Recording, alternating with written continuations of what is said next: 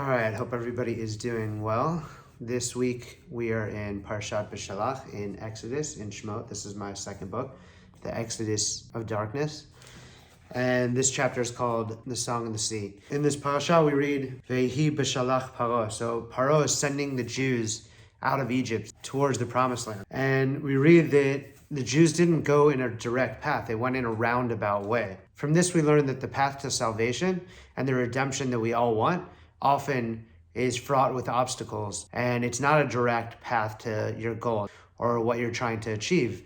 Oftentimes, you're going to face adversity and hardships and all of these things that are happening on the way towards where you're trying to go. And this is the same with the Jews. They went in a roundabout way from Egypt, going towards the Red Sea, going towards the Promised Land, which was their ultimate destination. And there's actually this Mac Miller song called Hurt Feelings that I love, and he goes, "You've been going through it, I just go around it." You know, oftentimes to power through, you do have to just kind of power through that thing directly, but there's other times where, you know, we have to work our way through the healing and the clarity and work our way around it in a different way than we'd hope. And that brings the freedom and the redemption that we all want so much. Spiritual exile corresponds to Egypt, and we often feel spiritually stuck. So the whole redemption, the redemptive state, and going to Israel represents our own spiritual constriction and our own dreams and hopes. And the Promised Land in Israel represents the redemptive state of that. So this whole story of the Jews leaving Egypt, you know, it's tons of lessons in it, of course, but it's also mirroring our own leaving these constrictions, leaving our fears, leaving the things that make us feel stuck, and going towards the place that we're all trying to get to, our goals and the redemptive and spiritual state. So there's two ways that the Red Sea split. The famous one is Nachshon ben Aminadav jumps into the water, and it doesn't just split just then. It's not that moment of faith and trust that the sea split, but actually him going all the way into it until it's almost going to drown him, and then the sea split at that exact moment. And with that lesson, we realize it's not just taking that first step towards your goal, but it's actually, you have to keep pushing till seemingly it's the last moment.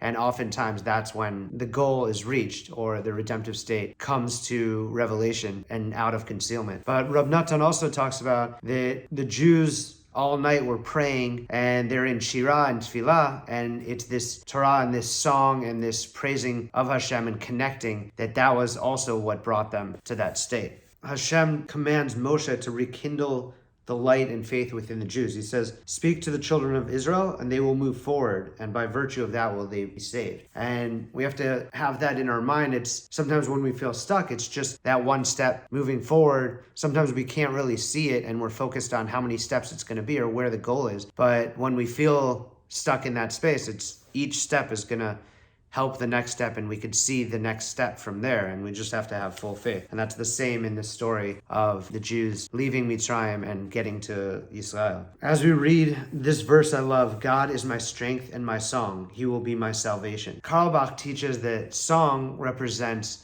joy and freedom, because when you're singing and you're thinking of slavery in America, Carlebach is saying when those slaves were singing, they were saying that you don't have dominion over me. You can try to enslave me, but through song, we're showing that you can't get to me, my essence. My freedom is within me. So you could put shackles, but you can't take away my essence and the freedom that I'm seeing for myself and from myself. And that's what we're singing here also with the Yitzhar Hara, the evil inclination. It's singing that the evil doesn't have dominion over me. And this song, it's the Song of the Sea. This song, Az Yashir, it's when all of Bnei Israel are singing as one with Moshe, with no difference or differentiation. It's that unison, it's that leaving the doubt behind and existing in the joy and the redemptive state that brings this unity and brings the redemption itself from manifesting that through being in unity and having full trust, emunah, and bitachon. When the sea split, it was also representing a parting from fear. The less fear, the more free we are, and the more we could grow. At that stage, they were still just happy to leave Egypt. They weren't even thinking about the redemption fully because they were so scared of Pharaoh and the Egyptians. And they even said this fear brought them to say, you know, why should we die here? We could have existed in Egypt. And, you know, oftentimes they would say, you know, we got fish there and all these different things that we're taking care of. That's speaking of a space of fear. That's almost wanting to go back to something that enslaves you or is horrible for you because you're so scared of even something so amazing, what that's going to look like, what that changes, what I'm going to have so much faith, and that's scary. So oftentimes being free or getting what you actually want, you're scared of that because it's a change. It's something completely different. It's the unknown. And we see that the evil still overpowered them, that they said, are there no graves in Egypt that you had to have us die in the desert?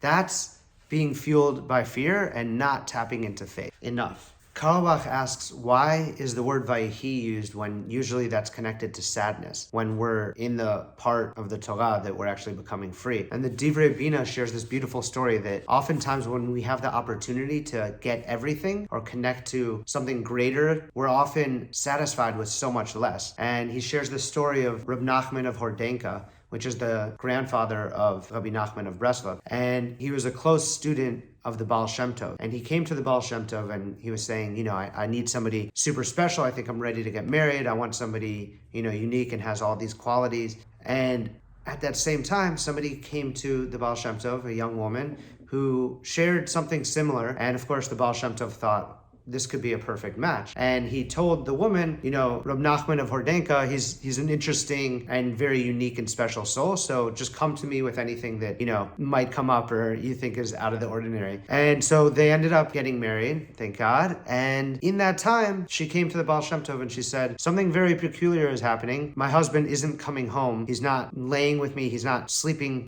in the house. And of course, she was very upset by this. And so the Baal Shem Tov called in Rabbi Nachman of Hordenka and asked him what's going on. And he shared, well, you and I both know she's going to die at childbirth. So the Baal Shem Tov replied, just be open and go talk to her. So of course he listened and immediately went to his wife. And he shared, that he shared that he doesn't want her to die. And she just replied, well, would that be any better than now? Like now I'm existing, not being connected to you, and it's as if I'm dead. So she said, let's just have this baby because I'd rather live with you in this time now than exist without it and not being connected. So they had a baby and she prayed to Hashem, Ribono Shel Olam, please just give me 4 more weeks. And they had 4 more weeks together and she passed. Rabbi Nachman of Hordenka ran to the Baal Shem Tov and told him this story. And the Baal Shem Tov said, Oi, didn't she know? The gates were completely open. She could have asked to live forever. And it's the same, definitely in our own lives, but also in the story of Az Yashil and the Jews,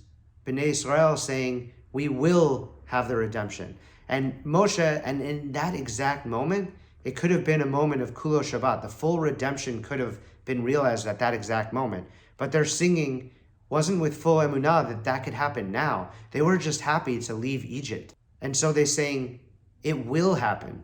And we have to think in our own lives when all of the prayers revolve around Zion and Mashiach and the final redemption, it's not enough to pray for the Mashiach to arrive because we know that will happen. In our own lives, Klali, Mashiach Klali, and Mashiach Prati, we need to pray for the redemption and the redemptive state right now.